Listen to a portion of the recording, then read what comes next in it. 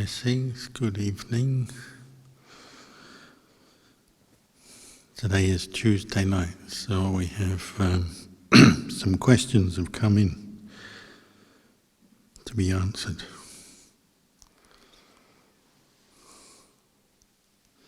So the first question.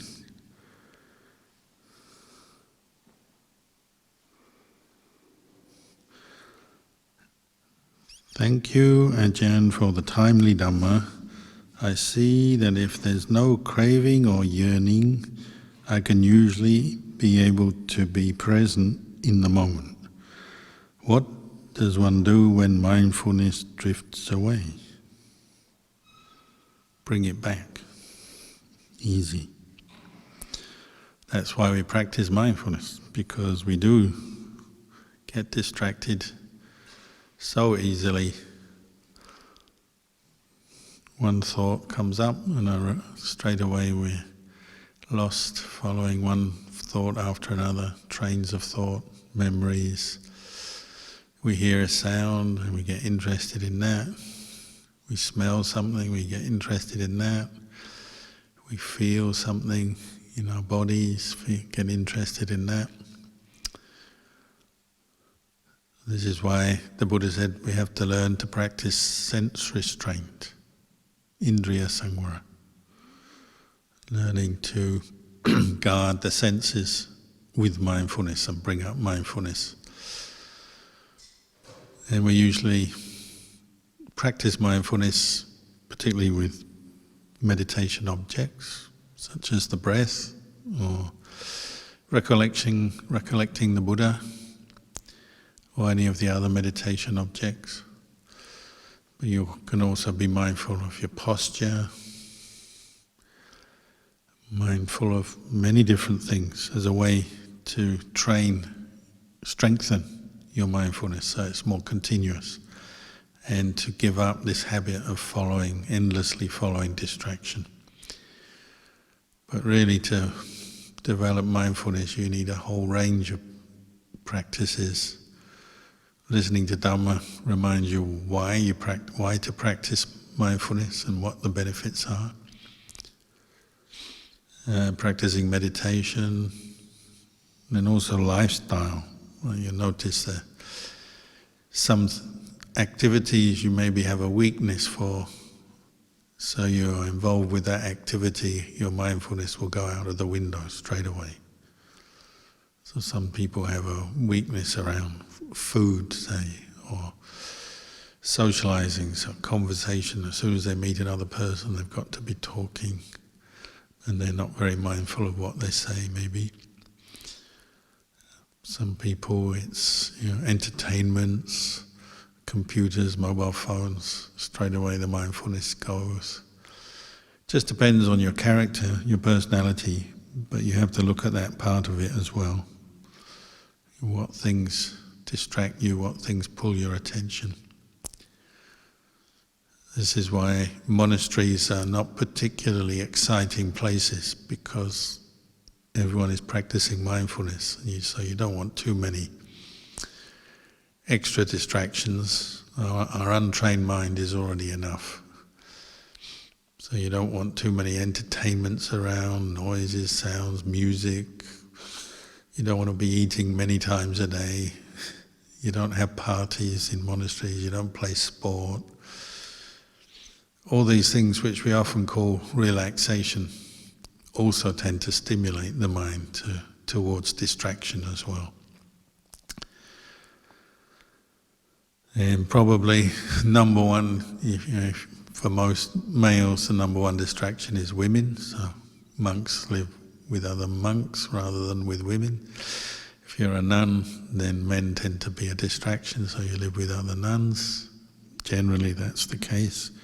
So again, gender separation can be quite helpful for training in mindfulness.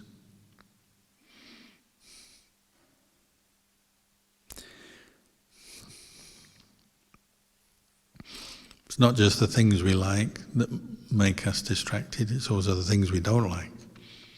So if somebody calls you names or says something you disagree with, you might spend the rest of the day thinking about it. stirs you up, or some unpleasant experience. So like, very obvious recent one is earthquake in Myanmar and Thailand. I spent the last week in Thailand and Malaysia, and everyone talked about the earthquake. And it started on the first day that that earthquake took place. Everyone is very distracted by the threat of death, distracted by danger, distracted by the shock of something that's never happened in recent history. All of this distracts your mind, and it gives you a lot to think about, a lot to process, a lot to talk about. And some people, unfortunately, were very traumatized, which is an extreme example of your mindfulness being knocked out of place, as it were.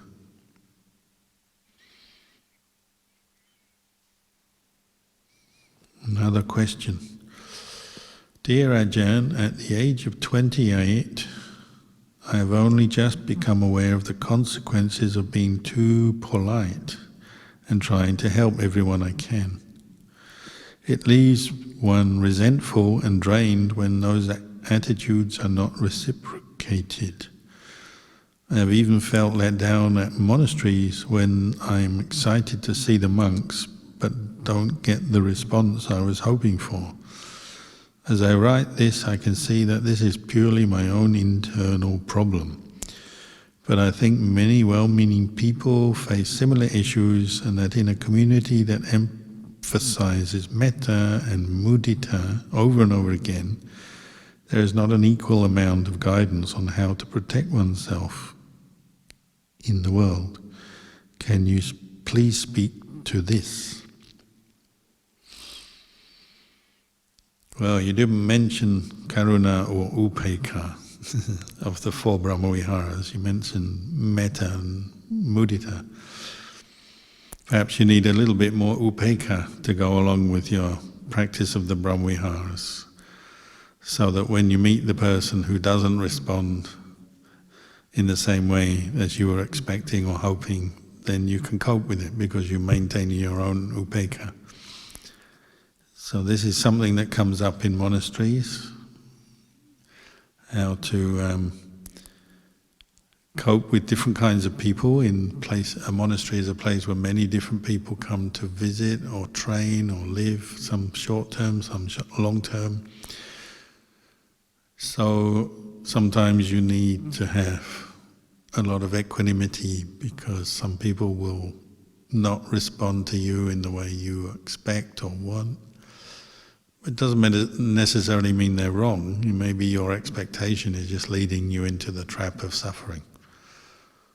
Maybe you want attention, and someone doesn't give you attention. Does that make them wrong? Maybe they don't even know what you want. It's you who wants the attention, and they don't necessarily know about it. It could be somebody is cold, indifferent, but it may also just be they're just busy, they've got other things to do, and you're the one projecting your expectation on another person. And that happens every day, whether not in a monastery always, but in the world, in many different situations.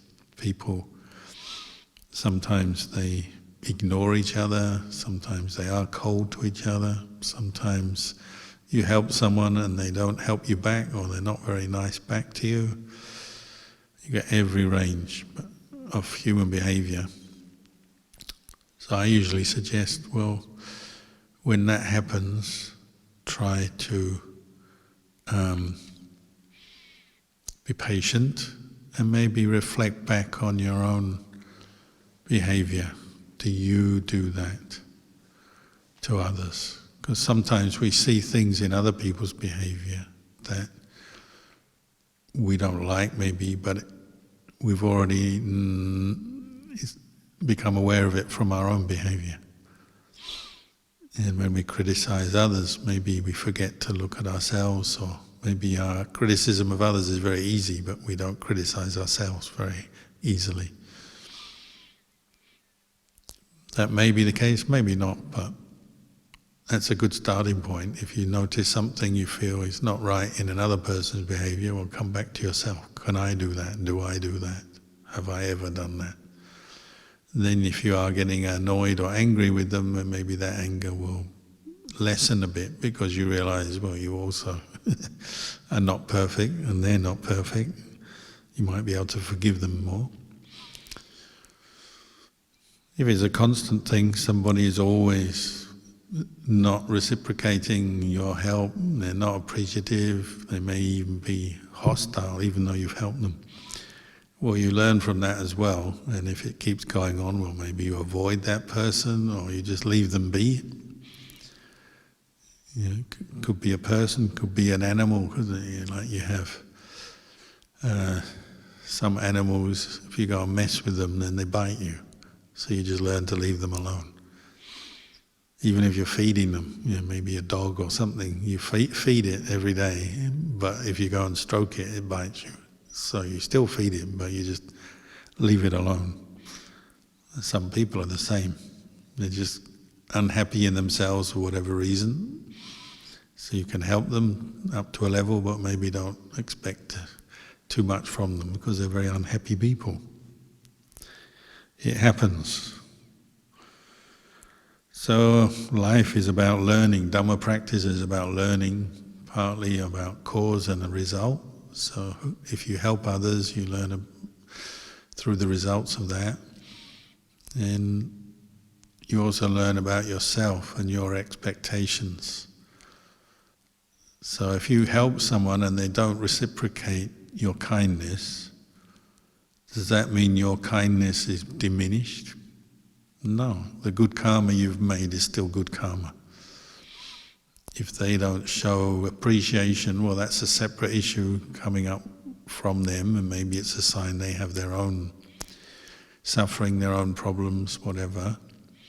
But it doesn't mean to say that good karma you have made has suddenly been washed away, disappeared. It's still in place. It's just it hasn't led to an outcome with that person, or not at this time perhaps.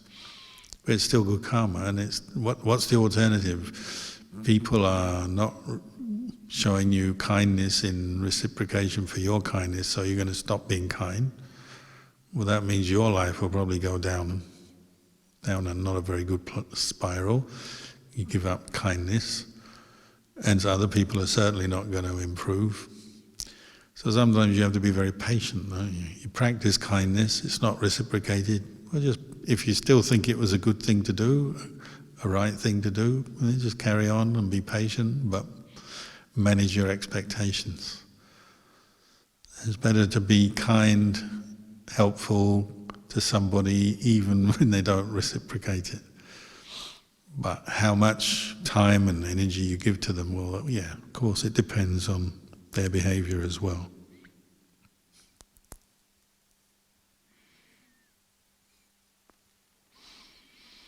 In the Thai forest tradition, sometimes the teachers seem to give the most time and energy to the kind of the most untrained person, sometimes. And they spend lots of effort. Sometimes they pick a person for whatever reason, maybe it's karma, they have some relationship with this person, and they keep helping them even though it seems hopeless. Maybe other people can't understand why, but the teacher still helps this person. So life is not always logical, you know, I help them, then they help me. Sometimes you help people and they don't seem to progress, don't seem to grow, don't seem to appreciate it, but you still do it.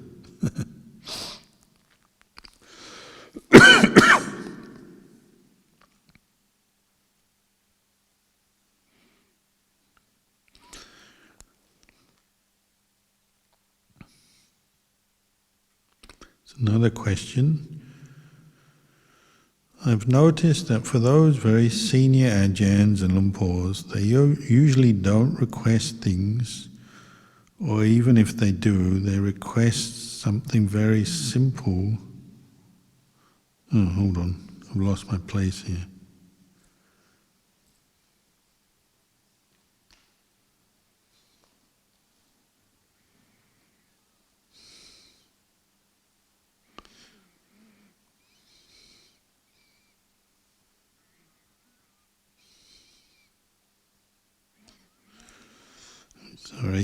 when seeing people who are kind and always offer a lot to the monasteries and the Sangha, I generally like them and respect them. When seeing some other people who never really offer much at all, and they always try to get things and take things from the monastery, I feel unpleasant towards these people. I don't know how to settle this problem of dislike towards those kinds of people.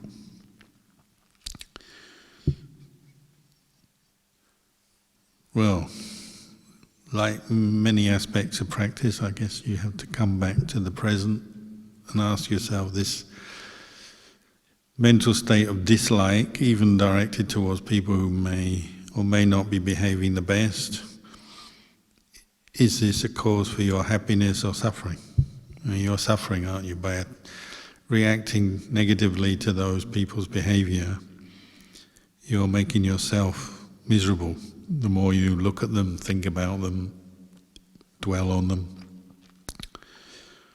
And the world is mixed up with many kinds of people, so some are very generous, some people are generous sometimes, and some people are very never generous and always seem to be just wanting more for themselves. You get the whole spectrum, don't you? And monasteries attract different kinds of people, so some people come thinking it's a place for a free handout, and they never offer anything, they never give a donation, and they don't want to help, even do the smallest chore, very stingy. You certainly get those people. But like you say, there are those people who are very generous with their time, with their money, with their knowledge. There's many ways we help in a monastery. And there's many people who are kind of in between, aren't they? Sometimes it's a mood thing. When you're in a good mood, you do dharma and help. When you're in a bad mood, you don't want to have anything to do with anyone. You become a bit more stingy. So even one person, it can vary from period to period. But if you're caught into negativity towards other people, you're suffering. That's your thought, your feeling, your emotion. So you have to try and develop first more mindfulness and then reflect what's going on. Is this anger I feel, you understand where it's coming from, some ideal that people should be more generous and less stingy, but it's suffering if you cling to that way of thinking, and it probably feeds more negativity, it becomes a habit. Some habits, they get worse and worse over time if we leave them unaddressed, and so then we become even more sensitive. So you kind of end up just finding fault with other people perhaps, or yourself. Sometimes we don't know the whole story, why people behave the way they do, or even if it's very obvious someone is being selfish, stingy, well, that's their loss and their suffering. So our dislike of them is not going to help very much. It's not helping us because we're caught into negativity.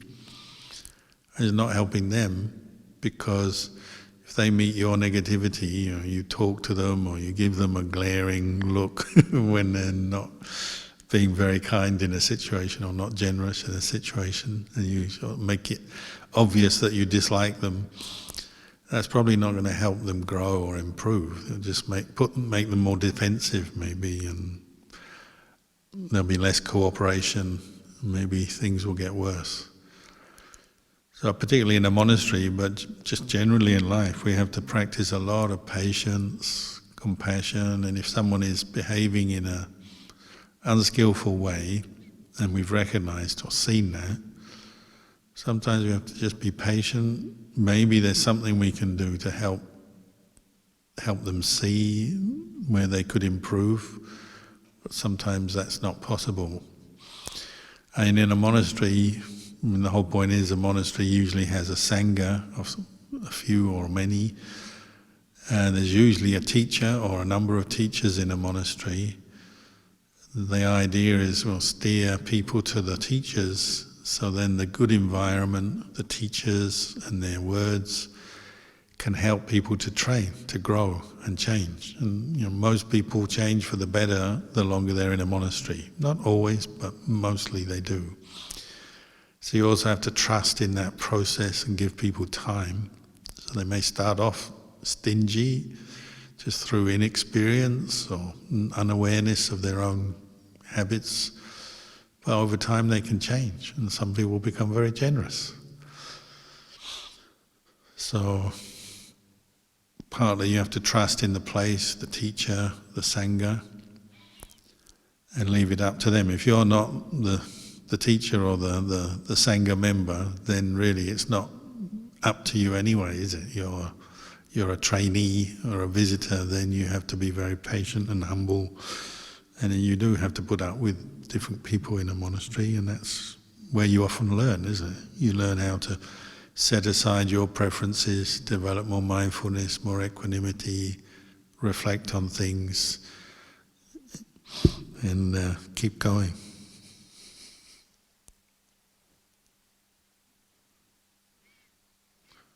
And the next part of the question, I have noticed that for those very senior Ajahns and Lumpurs, they usually don't request things, or even if they do, they request something very simple and doesn't give a burden to the lay people. However, I've met some junior monks who request more and more expensive stuff from the lay people, even when the laity didn't exactly offer an invitation or pavarana. Then I feel the aspiration to support becomes the burden and they become spoiled. For me personally, if it's dana offering to the senior Ajahns and Lumpurs that I have connections with, then I am more than happy to offer wherever I can, whatever I can. But I can't have the same budget to offer to those junior ones. How should I perceive this whole thing? Can you please advise?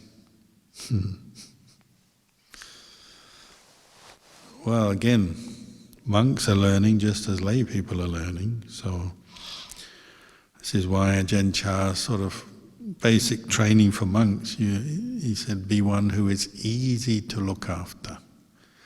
One with fewness of wishes, having few wishes. You have to train yourself, because you come into the robes to give up the world, so you're not coming into the world to sort of coming into the monastery to bring the world with you. But that's a training, which means maybe the first day in the monastery you're already thinking about stuff you're missing. You have to learn to be patient with those desires, see them as impermanent, not self, and let them go. And you're training and developing a new kind of happiness coming from the practice that you're doing, particularly rather than seeking happiness in material things and wealth. If you're in a monastery as a monk, and your aim is to make yourself more wealthy, you're in the wrong place. It's not a good place to become wealthy.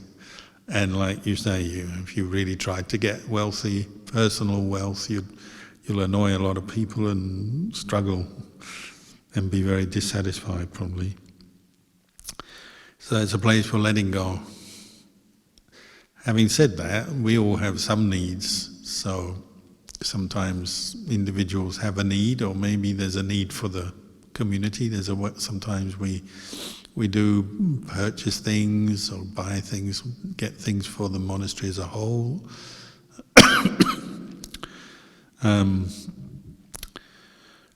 But as I said, Ajahn Chah taught us to be frugal, moderate, modest, easy to look after, meaning not always asking people for things. Like you say, it becomes annoying for the lay people, as well as expensive perhaps. And also importantly is if you want to meditate, if you're sitting there meditating, always thinking of what you want and how can you get it, you're never going to get very deep and settled in your meditation. Rather, to be very patient with your desires, see them as the cause of suffering, as craving, and start abandoning them.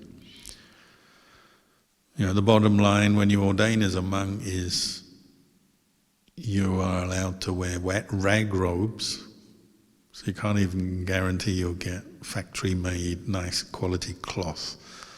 You might just end up with scraps sewn together to make a robe. So we're allowed rag robes, leftover food, whatever's left over from the lay people, that's what Bindabat food is. The foot of a tree for accommodation, and fermented urine for medicine. And it does have some medicinal properties.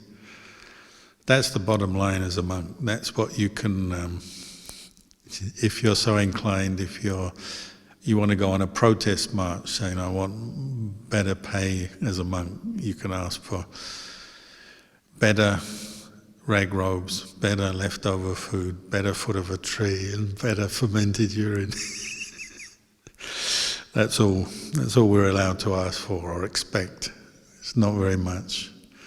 Anything on top of that is extra, additional, and we can't expect or demand or ask for it. And fortunately, people are generous and we get a lot more. We get lots of very kind people helping us when we're sick with medicines, and even sometimes take you to the hospital, get things sorted out if you're ill. People offer us either the funds to build kutis, or they build kutis, and accommodation for us and facilities. People offer a nice cloth rather than rags. We're wearing cloth that's been made in a factory usually.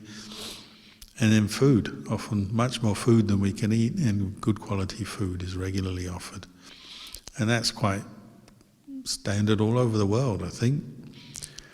Obviously there are some places where maybe the people are very poor, or just the monks don't have very good access to lay support, and so some places lay support is more limited than others.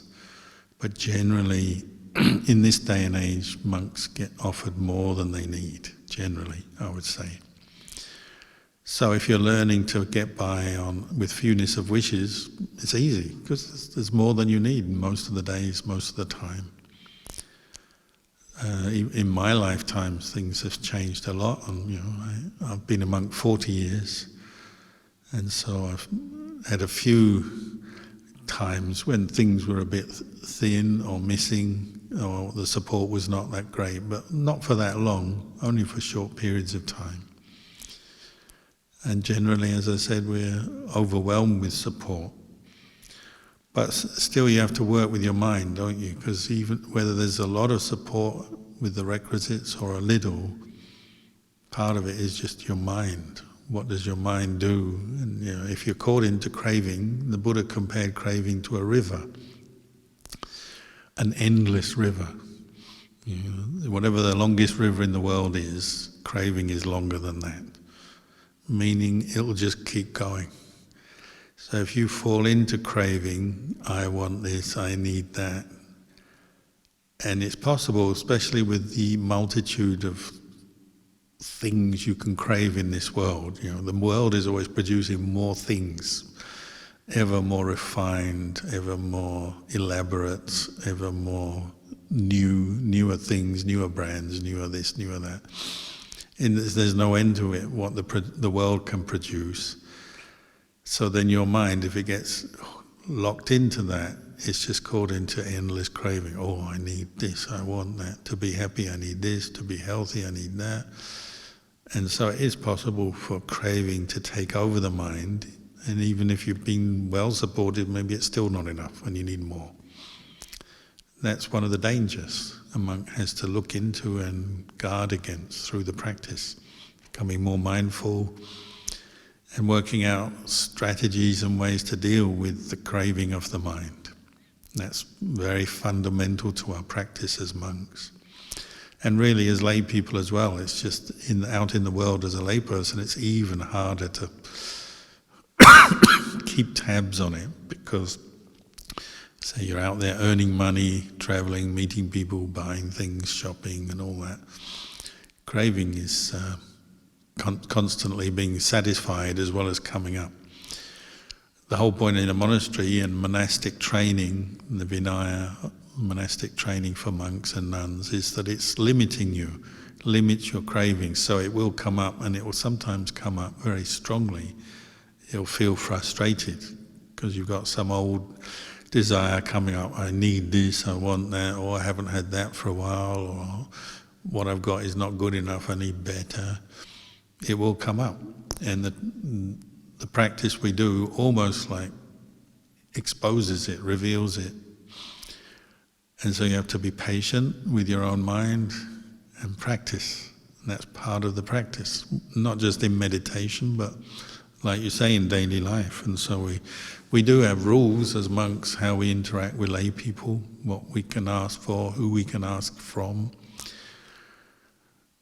But Ajahn Chah is always good because he often went a bit further, because he really wanted to root out his own craving, particularly for requisites, material things, food, clothing, and all of this.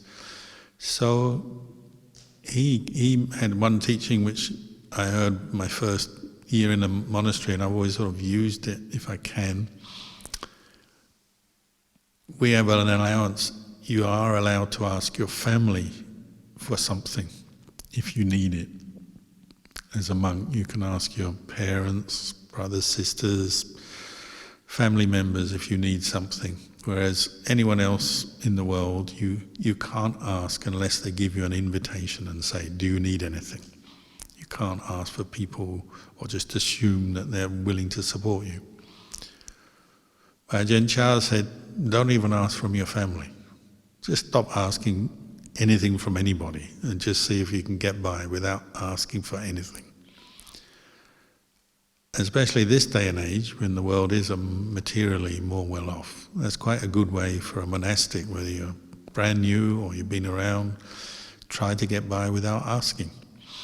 And all the teachers I've lived with and practiced with have kind of developed that quality, so they have such ability to restrain their own desires and also have compassion for the laity, because the monks can easily put burdens on the laity. But they just have this strength that, you know, if the right kind of requisite is not available, it doesn't matter, can survive. It's a kind of both an invincibility, a great endurance and patience, and also a great contentment. You just can get by. If there's only a little food, or not the right kind of food that suits you, or if the accommodation is a bit limited or tight, or any other kind of aspect of our life, somehow the material support is not there, so what? You just carry on practicing. Again, as Ajahn Chah used to say, if there's a lot, you eat a little. If they offer a little, you eat a little. You just practice that whatever, wherever. It's if you think about it, it's a very childish thing, isn't it? Or they offer lots of food on some festival day or something. I'm really going to dig into the food today, but take a big pile of food so you forget being a monk. That would be a really kind of immature way to practice. It's the opposite. You learn to just take the right amount of food, the right amount of robes, and it's pleasant.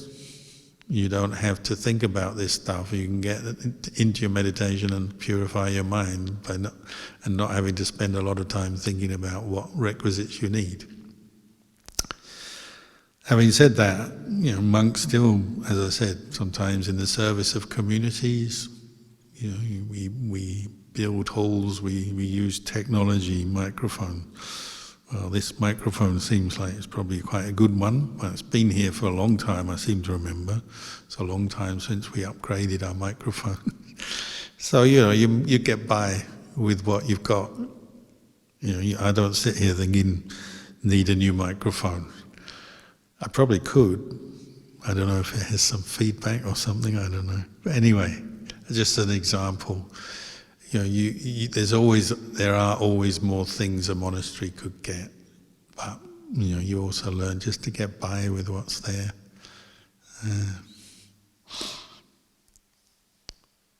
So this is why it's good to monks also go off on what we call tudong, where you go camping in the forest, just stay on the forest floor, maybe go out, receive an uncertain amount of food every day. As you're camping, you go and just see what's available in the nearest village. You don't have much in the way of bedding or medicine. You're exposed to the rain, the cold, insect bites. You cut your foot when you're camping out in the forest and you're far from support. Maybe your only medicine is fermented urine. Monks have used it. It can be used for different illnesses, cuts and bruises and things like that. So sometimes we do that as a way of reminding us what the bottom line is, the basics. But the idea is also just to be one in training. So you watch your desires. You don't follow every desire and ask for things. You say, well, this desire, is it permanent? Is it self? Is it important? Do I really need to follow it, or can I let it go? And if you let a desire go, maybe you've had a desire for a certain thing that is bugging you for a while, but you finally say, it really doesn't matter, it's not that important, and you let go. Often there's a certain happiness because you've seen you had a strong desire for, say, a certain kind of food or a certain requisite that you haven't got, or you let it go. And then afterwards you're mindful that you've let go of that desire. Often you get a real happiness because again you're seeing the independence of your mind from desire, which is the goal of the practice. So I could go on a lot about this.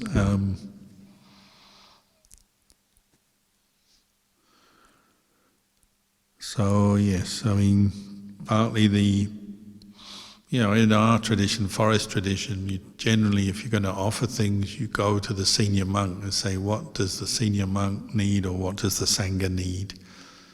Because they're the one who's been around longest and has the most experience. Usually that's the case. So if you're in doubt, who should I offer to, what should I offer? Go to the senior monk and ask. And sometimes the junior members of the community are just not experienced enough to give a good answer. So perhaps, unless it's something very obvious, like an emergency or something, perhaps just go to the senior monk when this question arises.